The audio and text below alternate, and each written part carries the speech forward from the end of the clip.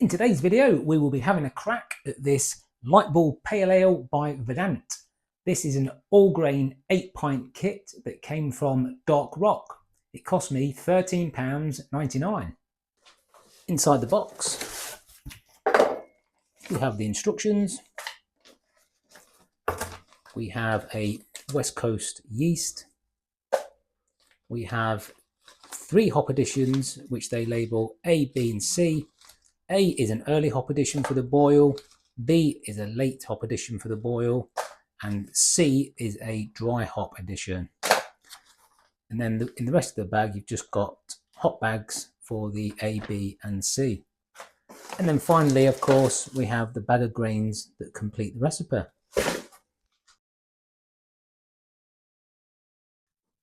They recommend 8 litres of water for this recipe, being an 8-pint recipe.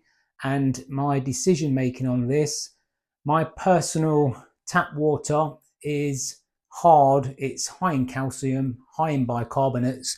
It's pretty decent for IPAs, hoppy beers and stouts perhaps. But for a pale ale like this, I'm looking for something with a little bit more of a delicate finish.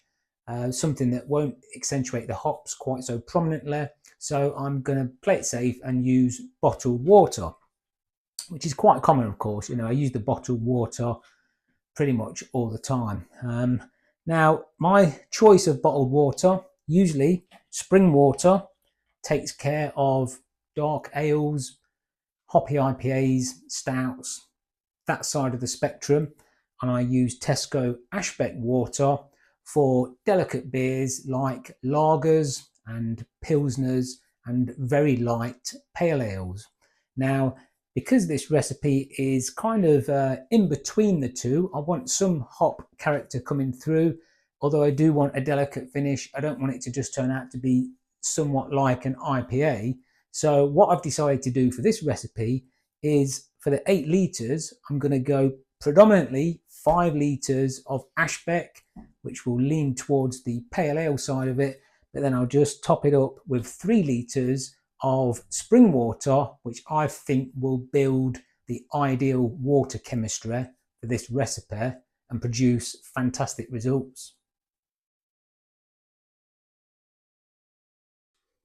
I won't actually be producing a step-by-step brew guide for this one, but I will just give you a general overview of how I'm going to approach this brew. I've already covered the water, so I'll be starting with a mash volume of water of 8 litres. And of course, I'll be looking to finish with about 5 litres in the pinter, because then when I take the dock away, it should produce 8 drinkable pints. Now, it's business as usual really. I'll be looking at a 60-minute mash. I will be looking at, on this one, a 45-minute boil I'm going to try with this. I'll add the hop additions as prescribed, A being an early hop addition, B being a late hop addition. And then, of course, when the boil is over, for the dry hop addition, I won't be dry hopping anything directly in the pinter. I'll be cooling the worts down to 70 degrees C. And then the dry hop addition on this, I am going to use the bags that have been provided with this. I'm looking for a super clean transfer, and I will steep them hops for 10 minutes at 70 degrees C before I continue to cool the wort. Incidentally, I'm going to use small hop bags that have been provided for all hop additions on this. I'm going to try and maximize the efficiency with the water and get as clean a transfer as possible into my pinter.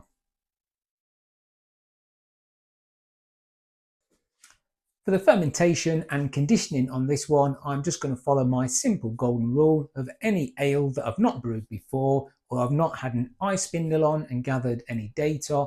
I'll simply go for 9 days fermentation and 9 days conditioning, which pretty much guarantees a successful result from my experience.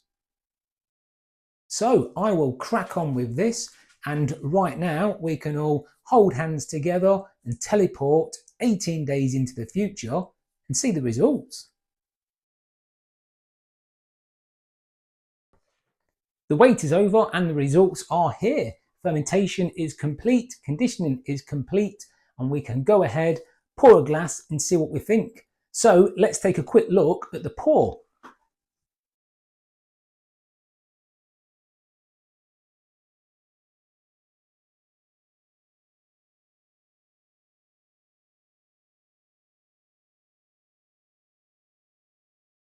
So here it is, as you can see, well carbonated, nicely chilled there. It's got a good head on it. It's a nice colour, you know, it's kind of it looks like it's got a bit of a haze to it, and perhaps, you know, a light golden colour to it. It looks very pleasant. We'll have a quick smell. I think it smells, you know, it's got a lot of aroma, to be honest. On one hand, it's kind of like opening a fresh tub of biscuits, you know, that maltiness, but there is kind of like a hoppiness aroma there mixed in as well. You know, it's really quite pleasant, quite tempting. You know, it's a good smell. Does smell good. No off flavors. It smells lovely and fresh. So it's good. We're going for a quick taste.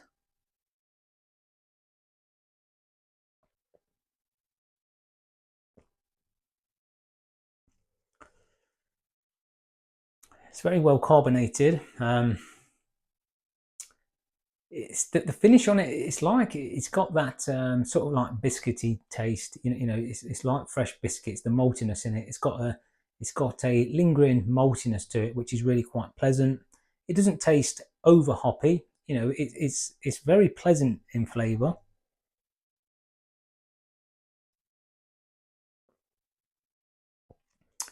It's very refreshing. It's got a lot going for it, to be honest. I mean, this is one that's quite difficult to describe. It's quite vibrant. It's got a nice arrangement of subtle. It's got subtle hop flavorness to it. It's not overbearing. It's nice and you know, if you like biscuity, bready, the hoppiness of it is subdued compared to, I would say, the maltiness, and it makes for a very good and interesting ale. This does, you know, I think it's a fantastic result. I think the only negative I would say about these 8-pint kits is that I put this through and the final worked volume was 8 pints. So of course, when I transferred that to my pinter, I lost half a litre in the dock. And then if you say you lose 250, 300 millilitres to the sediment, then in truth, you're kind of more like drinking 7 pints. Now, I would say that for the time and effort that goes into an all grain kit in the pinter, I like small batch brewing, but I'd like to get at least 10 drinkable pints out of the pinter when I'm doing an all grain kit. So I think that's the only thing that I would sort of like rate down about these kits, is because they don't suit pinter brewers perfectly, being 8 pints. And you should bear in mind that that's 8 pints before you take away the trub in the dock and any sediment. So you're probably going to be drinking 7. It's quite a lot of time and effort, I would say, for an all grain kit to be doing 8 pints. I think if I was to do this again, I would probably use some spray malt, maybe some light spray malt or very light spray malt, and just touch up, you know, enough with the malt that I could stretch it to the 10 pints. This came out at 5% ABV. You know, I'd probably try and still stick around that 5.5%. I think that would be great. So I think I'd modify it slightly if I was to buy a kit like this, but it would be better in truth if we were just to put together a 10-pint recipe. I would like to get this recipe actually in a 10-pint variant. I think it would be very good because it's definitely a good recipe. The result is good. I'm definitely really going to enjoy drinking this one. So to formalise this, I guess I should move on to the verdict. Would I buy this again? Yes, I would. I would buy this again. I think it was reasonable value for money. The result is very good. I think I would err on the side of caution and I would ramp it up to 10 pints. I don't think I'd want to go through it again for 7 pints like I've just explained. I think if I could nudge it up to 10. In truth, the recipe that they give with this, it doesn't have the weight of each grain. So the grain bill is not divided by weight accurately. It just tells you what's in it, but not how much weight of each component part of the recipe is in it, but I would like to get this recipe. I could probably work out, you know, what the weights would attribute to and actually create a 10-pint variation of it. I think that'd be the best bet. You know, essentially just steal the recipe from them and create my own. So that's probably what I would do if I bought this again. I would jot down the recipe and modify it so that in the future I could just buy my own variation of this kit.